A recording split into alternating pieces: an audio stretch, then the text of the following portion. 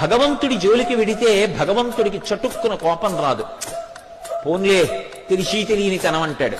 తనని నమ్ముకున్న వాడి జోలికి వెళ్ళాడనుకోండి, విశేషమైనటువంటి ఆగ్రహాన్ని పొందుతాడు. ముందు చటుక్కున తొందరపడిపోయేవాడు ఎవరో తెలుసా? జాగ్రత్త పడిపోయేవాడు ఎవరో తెలుసా? భగవంతుడు జాగ్రత్త పడతాడు భక్తుడి జోలికి. ప్రహ్లాదోపాఖ్యానం అంతా అదే భాగవతంలో.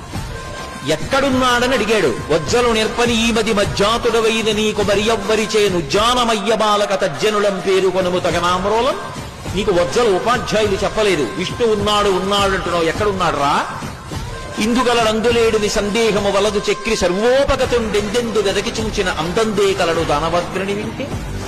ఇక్కడ అక్కడ అంటావేమిటి నాన్న? ఇక్కడ అక్కడ అనకు, అంతటా ఉన్నాడన్నాడు.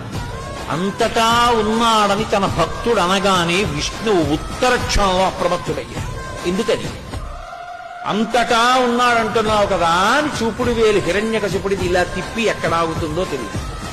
ఎక్కడాగితే అక్కడి నుంచి రావాలలా రాకపోతే అంతటా ఉన్నాడన్న తన భక్తుని మాట బొమ్మైపోయింది. భక్తుడి మాట నిలబెట్టాలి. ఇది ముందు భగవంతుడు తొందరపడిపోయి జాగ్రత్త పడిపోతాడు. అందుకే హరి సర్వాకృతులం కలండనుచు ప్రహ్లాదుండు భాషింప, ఎందును లేడునుచు దైత్యుండు తర్జింప, శ్రీనరసింహాకృతి దాల్చనచ్యుతుడు నానా జంగమస్థావరోత్కర గర్భంబుల అన్ని దేశములను దండ ప్రభావంబునన్ అంటారు పోతన గారు.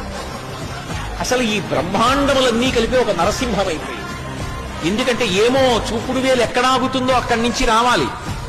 భక్తుడి జోలికి వెడితే ముందు భగవానుడు జోక్యం చేసుకుంటాడు. అందుకే భగవంతుడి ఆగ్రహం పొందడానికి తేలిక మార్గం ఏమిటంటే భక్తుడి జోలికి వెళ్ళడం. ఆయనే చెప్పాడు, శుద్ధ సాధులందు సురలందు శృతులందు గోవులందు విప్ర కోటియందు ధర్మ పదవి ఎందు తవిలి నాయందు వాడెన్నడలుగు నాడు హింసనందు. భక్తుల జోలికి వెడితే చంపేస్తాను, అప్పుడు మాత్రం వదిలిపెట్టనని చెప్పాడు. కాబట్టి భగవంతుణ్ణి నమ్ముకున్న వాడికి భయం ఏమిటి?